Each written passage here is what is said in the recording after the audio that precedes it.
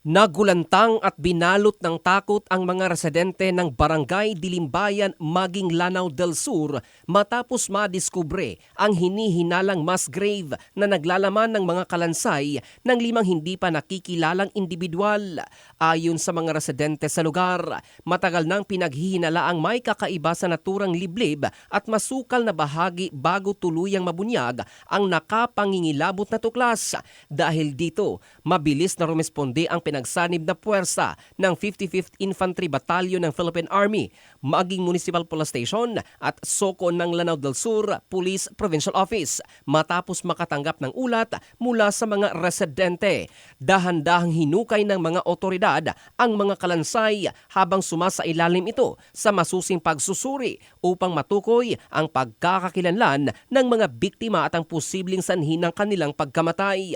Matapos ang investigasyon sa lugar, inilipat ang mga labi sa Frankfort Public Cemetery sa bayan ng Amay, Manabilang upang mabigyan ng maayos at disenteng libing.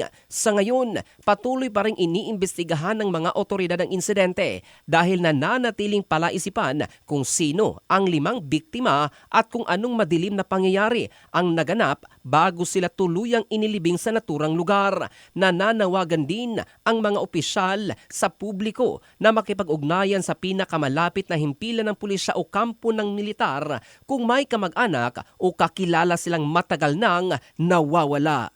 In the heart of changing lives, ito si Jofel Candado ng Brigada News Philippines, the Music and News Authority.